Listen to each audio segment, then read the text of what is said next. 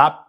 Bom, bora lá falar sobre Diego Fernandes. Seguinte, o Diego Fernandes divulgou, né, uma carta aberta na sua rede social explicando ali alguns pontos e alguns detalhes. A gente vai falar sobre esses detalhes, sobre esses pontos, só que a gente vai trazer também um apanhado de informações referentes a tudo isso. Primeiro ponto, o Diego está um pouco frustrado com o Maciz, por quê? Houve aquela reunião no Morumbis, no Salão Nobre do Morumbis, onde, na visão do Diego, foi uma reunião produtiva. Ele, inclusive, chamou o Maciz lá nos Estados Unidos, o Maciz foi lá acompanhar um jogo da seleção a convite da CBF, por conta de uma reunião ali que teria entre os principais clubes do futebol brasileiro, se reunindo com dirigentes importantes dos Estados Unidos para debater a liga que vai ter aí no ano que vem no Brasil. E ele estava vendo com muito positivismo toda essa questão, mas no encontro com os influenciadores, houve ali o Maciz até um certo desdém do Diego Fernandes ao afirmar que não teve nada concreto nesse quesito. E o Diego contesta, porque o Diego ele fez uma proposta ao São Paulo. A proposta, o primeiro passo da proposta era que o São Paulo, ele entendia o momento político do São Paulo e que seria difícil uma implementação de SAF, só que ele propôs algumas etapas. A primeira etapa era a profissionalização do clube. Ele queria, inclusive, um termo assinado de que o São Paulo se comprometeria neste período de estudo a fazer um governo profissional, com governança, com compliance, seguindo à risca tudo o que ele acredita ser uma empresa. E aí, se ele tivesse essa segurança que o São Paulo iria começar a fazer isso, ele ia entregar um estudo gratuito, iria bancar do bolso dele, inclusive, esse estudo teria as 4 principais empresas do setor para poder fazer esse estudo e entregar como que o São Paulo partiria daquele momento após a governança para depois começar de fato a implementação da SAF. E com isso, o Diego, também tendo esse compromisso por parte da gestão dessa profissionalização, o Maciz já iria, tá? Ele já iria, porque ele já tem engatilhado, ele já conversou com essas pessoas estão em estágio de alerta. Eles estão aqui só esperando, quando o Diego der o aval, pum, toma. Ele está com alguns investidores nacionais e internacionais que estão dispostos a investir no São Paulo. É óbvio que ele não entrega os nomes, até porque ele tem um certo receio, porque quando vazou o nome da BTG Pactual, que estaria com o Diego Fernandes, qual foi a primeira coisa que aconteceu na época? Casares e Outen foram direto na BTG. Foram direto lá tentar alguma coisa, não passar pelo Diego. Então, deram esse tapete no Diego Fernandes. Então, ele aprendeu com isso e ele não vai ser bobo de cair nessa de novo. Então, ele se comprometeria a isso e ele atesta e alega que teria isso. Só que para ele entregar essa implementação de SAF, para ele entregar esse projeto, ele precisa de garantia. E isso o São Paulo acabou não dando essa garantia por enquanto. E aí, o que aconteceu? Ele sai dessas reuniões, essa reunião com o Maciz, de uma forma positiva, acreditando que, poxa, tem alguma coisa ali. Só que aí vem esse balde de água fria alinhado a o departamento jurídico do Diego Fernandes entra em contato com o departamento jurídico do São Paulo e aí, vamos dar seguimento? Vamos dar andamento? Como é que tá? Vamos fazer? Vamos isso? E sequer o departamento jurídico do Diego Fernandes é respondido.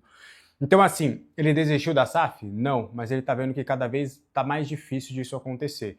E eu posso falar para vocês, e aqui eu não estou fazendo juízo de valor, eu estou apenas informando. Acho muito difícil do Diego Fernandes entrar no São Paulo. Primeiro porque da parte da situação. A situação do São Paulo, quando eu falo situação, são as pessoas que estão na atual gestão e as pessoas que apoiam a atual gestão. Então são os conselheiros. Hoje, vamos separar os conselheiros em 50-50 para cada lado, em oposição e situação. A situação não vê a implementação da SAF como sendo algo positivo para o São Paulo. Eles entendem que dá para continuar no associativo, que eles têm que pagar contas, que eles têm que fazer uma reestruturação dentro do São Paulo, mas eles fazerem por eles. E a oposição acredita até em SAF, mas não para agora. Eles entendem que o clube precisa ser profissional, se profissionalizar para ter uma reforma estatutária de separação do social do futebol, mas que neste momento eles acreditam que não tem SAF. E digo mais, eles não veem como positivo o Diego Fernandes. Eles entendem que o Diego Fernandes não é alguém confiável. Eles entendem que o Diego Fernandes é alguém caricato, é alguém que aparece, é alguém que tá só postando em rede social, é alguém que está tentando vislumbrar um holofote e não de fato trazer algo concreto. Então é mais ou menos isso que pensa principalmente o lado da oposição, e é por conta disso que eu vejo com muita dificuldade essa possibilidade do Diego Fernandes vir ao São Paulo. O que você acha dessa história? Quero saber a sua opinião nos comentários. Pausa de 5 segundos para pedir a sua ajuda ao nosso canal com o seu like e se inscrever se ainda não for um inscrito. Após a sequência de shows. Vale destacar que o gramado do Morumbi já havia sido recentemente trocado, né? Agora terá que trocar novamente por conta dessa sequência de shows que teve do cantor britânico. O Dorival Júnior ele falou sobre a importância do jogo do São Paulo jogar no Morumbi, né? O treinador destaca o aproveitamento que ele teve em sua última passagem jogando em casa e diz isso aí. Na minha última passagem pelo São Paulo, nós tivemos 75% de aproveitamento dentro do Morumbi. Então eu acho que isso daí explica o nível de dificuldade que nós teremos não tendo o Morumbi na totalidade dos jogos. E é uma situação que já está contratada, nós temos que entender e temos que procurar encontrar soluções. Bom, o próximo jogo do São Paulo no Morumbi deve acontecer contra o Coritiba no dia 15 de agosto, tá? Os preparativos já começaram, troca de gramado e os caramba, então tem praticamente um pouco mais de 2 semanas aí para definir essa situação, mas a tendência é que seja levado no Morumbi mesmo. O Macis prometeu que iria diminuir o valor dos ingressos nos jogos no Morumbi, a ver se o presidente irá cumprir essa promessa para ver o Morumbi lotado, né? Porque o time mais do que nunca vai precisar do seu torcedor, do apoio da torcida. Nada melhor do que diminuir o preço dos ingressos para fazer do Morumbi um verdadeiro caldeirão. Então, Assis, cumpra com a sua promessa, diminua. Se eu fosse presidente do São Paulo, eu diminuiria o valor de todos os setores. Ó, rapaziada, 30 conto para cada setor aí do Morumbi para este ano pra gente salvar o time do rebaixamento. Eu faria assim, se eu fosse presidente do São Paulo, né? Mas, Bess, vai ter prejuízo, não interessa. O maior prejuízo será o São Paulo cair pra Série B. E o São Paulo no Morumbi é muito forte, tá? Agora, jogando como mandante em Bragança, se torna um campo neutro. O São Paulo espera, lógico, né, resolver a situação para anunciar o zagueirão aí, o Domingos Duarte, que deve chegar para ser titular. A tendência é que o São Paulo enxerga ele como titular. E aí você vê, né? O Domingos Duarte chega para ser titular? Pode ser que ele chegue para ser titular. E aí você vê uma crescente do Osório, né? Que coisa, né? Enfim, vamos aguardar. Tomara que quanto mais qualidade, quanto melhor para o time, né? Quanto for melhor, com certeza vai ser bom para o São Paulo. E olha essa aqui, galera. Falando do Caleri, que inclusive já aceitou aí, informação aí de bastidores, se fala que o Caleri tem aceitado reduzir aí valores, tá, para renovar com o São Paulo, e o São Paulo e o seu staff estão buscando aí um denominador comum, aquele valor onde as partes vão se encontrar. Olha essa informação aí. A ideia é chegar num valor X que o São Paulo quer pagar e o staff do jogador e o jogador ali, obviamente, aceitarem e o São Paulo então renovar com o Caleri. A tendência é que sejam 2 anos, tá, prorrogável depois por mais 1, ou seja, 2 mais 1, como foi o Luciano então. Foi o Luciano também. O Caleri ele tem contrato com o São Paulo até final desse ano. Ele já pode assinar pré-contrato, mas ele já deixou bem claro que quer continuar no São Paulo. Ele quer renovar. Já disse para os seus empresários, aí, para o seu staff, não abrir negociação com nenhuma equipe enquanto não esgotar todas as opções ali com o São Paulo. O Caleri, uma coisa a gente não pode negar, né? O cara, ele quer ficar no São Paulo, ele, assim, eu sei que a galera vai falar, também ganhando não sei quanto, tal, enfim, mas tem muita gente aí que ganha muito e quer sair, né? Você vê que o Caleri já foi exposto aí, que o cara, São Paulo deve para ele aí uns 6 meses de direitos de imagem, deve quase 7 milhões de reais, o cara nunca abriu o bico para cobrar, nunca reclamou, tal. Logicamente que às vezes o rendimento psicológico pode afetar também, galera, não pagar o cara, só promessas do ex-presidente, o nefasto, só prometendo, diretores só prometendo e não cumprindo, isso às vezes, com certeza, né, acaba ali contagiando todo o elenco, e às vezes pega um diferente, pega outro, né? Não estou defendendo o Caleri não, porque vocês sabem aqui o quanto a gente cobra o Caleri, falo nós, todos nós, eu, vocês, todos aí, a gente cobra ele, porque a gente quer a melhora do centroavante, do camisa 9 aí, do Caleri. Boa sorte aí, tomara. Eu só espero de verdade, tá? Que se o São Paulo deve renovar com o Caleri, não faça loucuras financeiras, São Paulo. Pense nos próximos anos também, o quanto vai poder pagar para esses jogadores aí. E que esses jogadores, renovando com o São Paulo, que eles continuem jogando e que o Calleri volte a marcar um gol atrás do outro. Não pare só contra o Flamengo, não. Decida contra o Grêmio, que seja importante aí na reta final do Campeonato Brasileiro, que com certeza a gente vai precisar do máximo de apoio aí, do máximo de empenho desses jogadores. É ou não é, galera? Comenta aí, comenta à vontade aí, tá bom? E olha essa aqui, gente. O São Paulo está atrás de um meia atacante, não está? Pois bem, o meia atacante Juan Quinteiros, tá? Juan Quinteiros aí do River Plate, ex-River Plate, né? Que ele está livre no mercado, né? Jogador aí que o São Paulo enxerga até com bons olhos. O problema é o transfer ban. O São Paulo não fez proposta por ele, tá? Calma lá, o São Paulo não chegou a fazer a proposta por ele, mas é um jogador que entra no radar porque ficou livre no mercado. Juan Quinteiros, pelo que eu estava dando uma olhada, ele tem 33 anos de idade, jogador de 1,67 m, é aquele meia de movimentação, cai pela esquerda, no meio, pela direita. É o meia dinâmico que o Dorival gosta. O Dorival gosta desse meia dinâmico, de movimentação. Olha, gente, sem criar expectativas. Se esse cara vem para o São Paulo, cai que nem uma luva, tá? Para ele jogar ali de meia atacante. Disputou aí a última Copa do Mundo pela seleção da Colômbia. Pela Colômbia ele tem 53 jogos e 6 gols marcados e algumas assistências. Está livre no mercado após ali não ter uma renovação ali estendida com o River Plate. Estava dando uma olhada aí na imprensa argentina, nos sites. Ele teve lá um problema lá com o treinador lá do River Plate, né? Então está livre no mercado.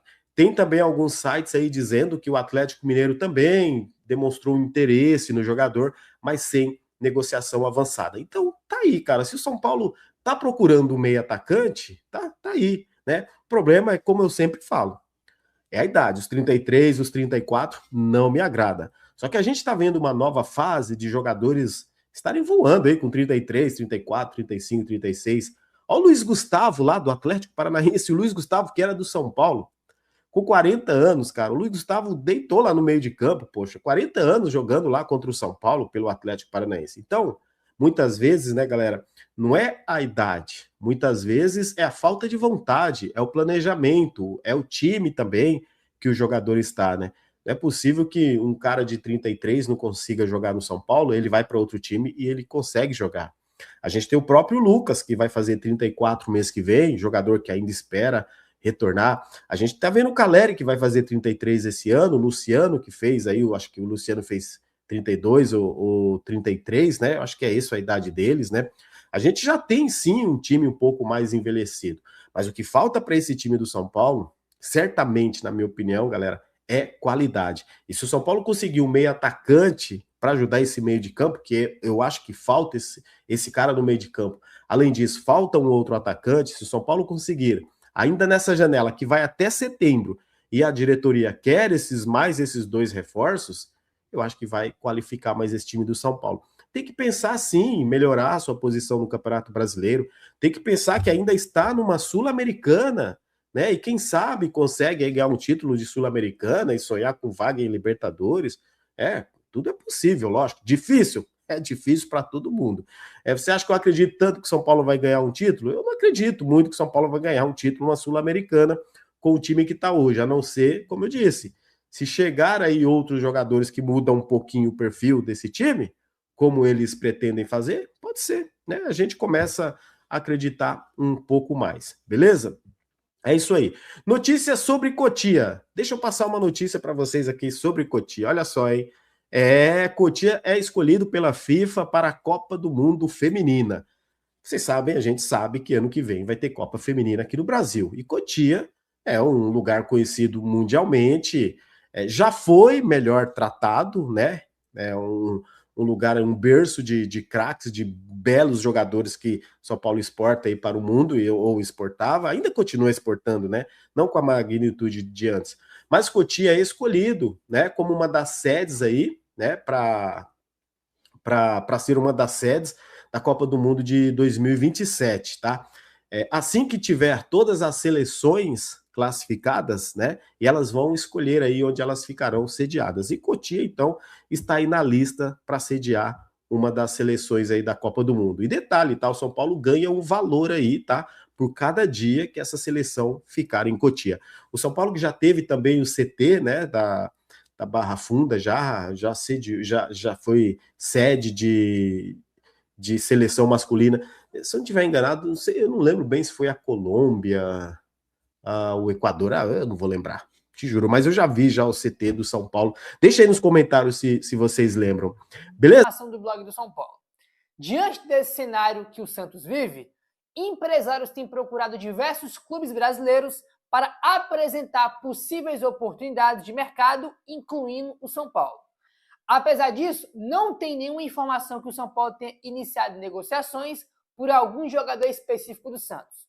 Até o momento, o clube apenas acompanha o mercado e avalia eventuais oportunidades que possam surgir, especialmente se houver atletas livres no mercado. Tá? Então a situação é essa. O Santos está numa situação muito complicada financeiramente, não paga os jogadores e pode perder jogadores aí de graça, né, cara, na justiça, né?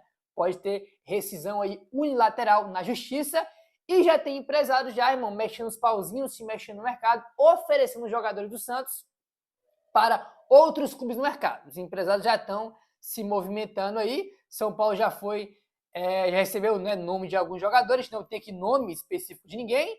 E o São Paulo também não está negociando com ninguém. É sempre bom lembrar isso aqui, tá? São Paulo não está negociando com ninguém. Negociando não. Simplesmente foi oferecido, São Paulo tá, ó, tô aqui de olho. Né? Até porque nem pode negociar. Né? Agora, se o cara ficar livre, algum jogador e São Paulo se interessar, aí com o jogador livre, aí sim, se São Paulo se interessar, evidentemente, pode haver uma conversa, uma negociação aí. Mas, por enquanto, São Paulo está avaliando, está de olho na situação aí. Entendeu? Se a situação financeira do Santos não for regularizada, a tendência é que mais jogadores analisem medidas judiciais, aumentando o assédio de clubes brasileiros e do exterior. Tá? Então essa que é a situação do Santos aí, que pode perder jogadores na justiça com rescisão unilateral, porque não consegue pagar seus jogadores. A administração do elenco, porque querendo ou não, antes da pausa, pelo menos na minha opinião, o Sabino era o melhor zagueiro do São Paulo. Ele perde espaço por conta de uma lesão que ele teve. Então, até que ponto o Dorival vai chegar e vai falar, não, pera, a hierarquia coloca o Sabino. O Sabino estava bem, ele volta como titular, mas que bom que eu tenho o Osório e os dois vão brigar por espaço, mas eu começo com o Sabino titular. Ou não, ó, seguinte, o Osório tá bem, não vou mexer no time. Sabinão, vambora, pai, vambora. Inclusive, os dois são bem amigos, tá? Sabino e Osório, os dois assim, ó, são assim, ó. O Sabino tem sido uma espécie de tutor do Osório, então também não há um certo, como a gente pode ser, uma ciumeira. Os dois, eles são bem próximos, inclusive. O Sabino, ele tem sido bem próximo do Isaac e também do Osório, os dois garotos da base. Ele tem sido esse zagueiro mais experiente, né? Por mais que o São Paulo tem o Arboleda, como ele, depois de tudo que ele aprontou, ele tá um pouquinho mais tímido. O Sabino assumiu esse protagonismo, digamos assim, até porque o Alan Franco também era, o Alan Franco acabou saindo. Mas o Osório tem agradado demais. E aí o próximo da fila que está sendo preparado é o Gustavo Santana, tá? O Dorival, assim, gostou pra caramba do dia a dia do Gustavo Santana. Até do que a gente tem de apuração, e até também corrigindo um pouquinho da nossa informação, porque o que a gente tinha de informação? De que o Gustavo teria ganhado espaço do Rian e tudo e tal. Não foi bem assim. O Calera é o titular, o André Silva tem trabalhado como um jogador na vaga do Luciano, mas nada impede de alguns momentos, como foi contra o Bragantino, ele entrar de centroavante. Só que o Rian, ele já fazia parte dos planos do profissional. Não houve uma disputa do Gustavo com o Santana. Houve uma disputa do Gustavo com o Paulinho, entendeu? E o Paulinho acabou perdendo essa disputa porque nas características, e é normal, tá, gente? É características.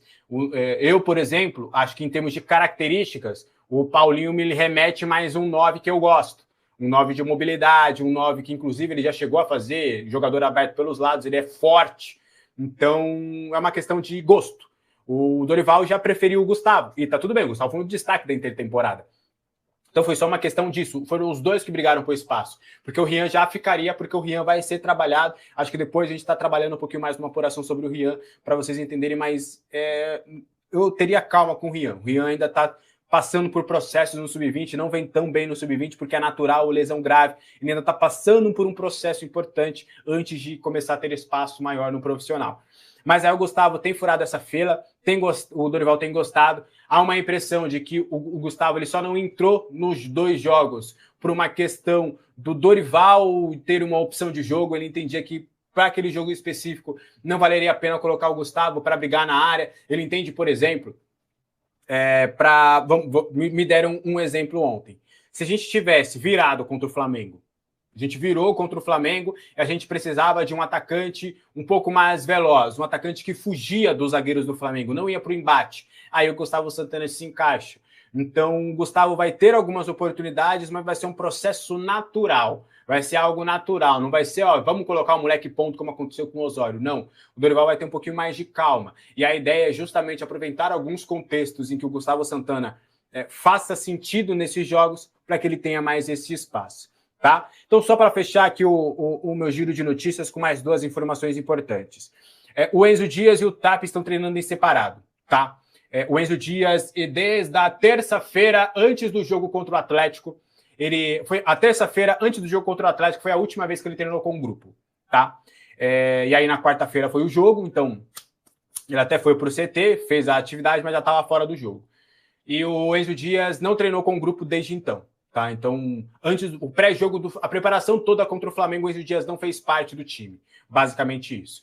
E ele está treinando em separado, assim como o Tapia. O Tapia também começou agora a treinar em horários alternativos. O Tapia já é uma questão de que ele tinha uma negociação avançada com o Columbus Crew, e aí eu entendi o que aconteceu. Houve um acordo ali do Tapia com o Columbus Crew, em termos de, vamos receber o mesmo do São Paulo. Beleza. E aí fechou também com o São Paulo. Beleza. Só que aí depois o Columbus Crew falou, não, peraí. A gente tem um teto aqui na MLS, e aí, para trazer um jogador, hoje o que o Tapia ganha, ele seria acima desse teto. Ele seria ali um jogador que, na MLS, eles têm tetos de salários, e tem ali 1, 2, 3, alguns jogadores podem ultrapassar esse teto. E o Tapia ultrapassaria esse teto. Só que aí o Columbus Crew recua e falou, não dá pra gente pagar isso. Tanto é que o Columbus Crew queria pagar um pouco menos do que o Tapia ganhava no São Paulo. O São Paulo, inclusive, se colocou à disposição a pagar essa diferença, só que aí no fim das contas o negócio deu uma travada. Até me falaram que não está descartado completamente, as partes ainda conversam, os agentes do Tapia que estão agora conversando com isso, o São Paulo já colocou os seus limites para a negociação, e então agora é uma questão do staff resolver com o Columbus Crew. O São Paulo já avisou ao staff do Tapia as condições também para a liberação do Tapia, e está muito nos empresários do Tapia buscar um novo destino. O fato é que, pelo menos por enquanto, tá? O Tapia tem treinado em horários alternativos, não está treinando com o grupo, assim como o Enzo Dias. E aí, eu já contei um pouquinho sobre essa história, né? Já contei um pouquinho assim. Falei, resumindo para vocês. Parte do staff. Olha, estamos sim incomodados com os atrasados, pedimos para o clube para que ele fosse afastado do elenco. O São Paulo já alega que não afastou, e mesmo ele treinando em separado, que não é um afastamento entre aspas, enfim, é a alegação do clube. E de que o jogador ele perdeu rendimento nos treinamentos. E por isso que o Dorival hoje entende que o Nicolas e o Wendel estão na frente. Então, mesmo o São Paulo colocando questões pessoais no último jogo para o jogador não ter ido, foi opção técnica. O Enzo Dias ficou de fora contra o Flamengo por opção técnica. Contra o Atlético, até valeu o argumento de que ele estava por problemas pessoais, porque tinha esse imbróglio para resolver. Mas a partir de contra o Flamengo foi opção técnica. Então, hoje o Dorival entende que o Wendel e o Nicolas performam melhor nos treinamentos e por isso precisam de mais oportunidades do que o Enzo. Aí, conversando com o staff do Enzo Dias, eles me afirmaram que eles estão conversando. Eles, não são sondagens, são eles buscando. É quase como eles oferecendo os serviços do Enzo Dias para clubes dos Estados Unidos, do México e da Argentina, buscando alguma alternativa para o Enzo Dias. Fato é que eles gostariam de uma negociação, o São Paulo também não se opõe, o São Paulo está numa situação de que, tipo, olha, quer saber? Só fica quem quer, meu irmão. Se o Enzo Dias quer sair, então busca um novo destino, com essas condições a gente libera. Enquanto isso, vai treinar em separado. Então, até segunda ordem, Enzo Dias está treinando em separado do grupo, assim como Gonzalo Tapia, tá?